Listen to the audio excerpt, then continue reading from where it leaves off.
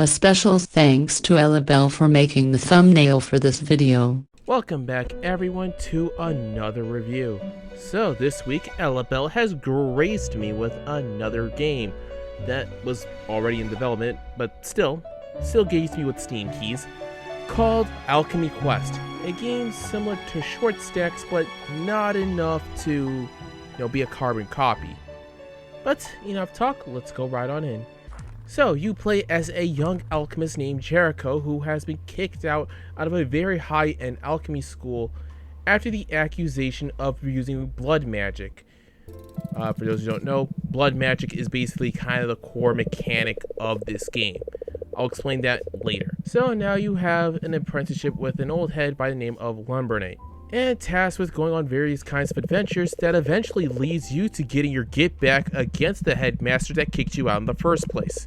Honestly, this kind of feels like one big 8-episode OVA of an anime that has some characters here and there. And it also kind of has this monster of the week type of deal.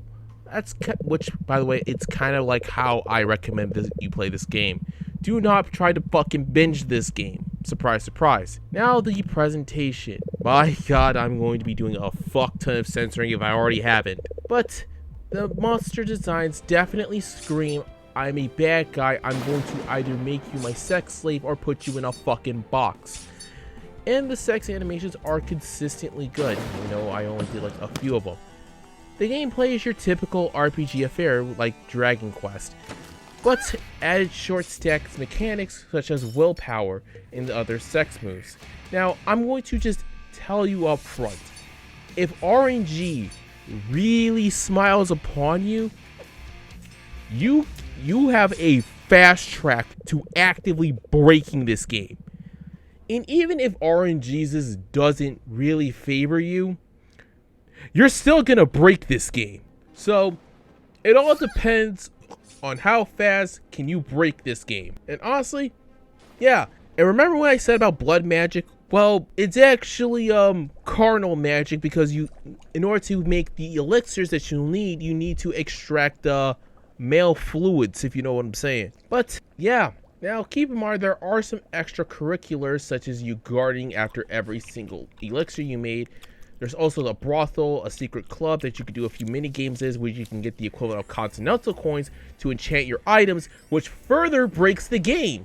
Also, during each dungeon run, you can also encounter various events, such as treasures or other miscellaneous events.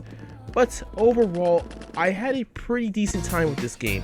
Like I said, I recommend you play this game in relatively short bursts. Any longer than you probably might, I was gonna say you probably might get bored, but it's like you probably might not, because you can probably just beat this game on a weekend.